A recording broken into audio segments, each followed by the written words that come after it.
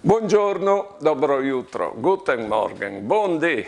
Allora mi contava Rinaldo, che era già in davanti lui, cui Heinz si considerava già vedran, e anche che altri lo consideravano vedran.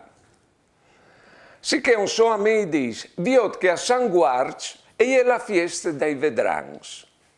Se tu svolti meni però ben vistut e non bevut, Beh no.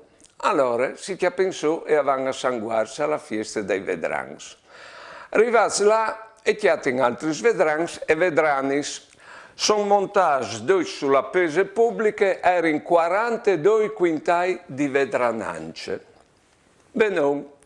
Dopodiché si che pensò, fatte la messa, avevano a gustare. Ha tocchiato a lui una femmenuta lì, no? Una bella femmenuta, che lo ha aiutato a fare di due vedrananci un bel matrimonio, che come hanno 42 anni di matrimonio, con 3 figli.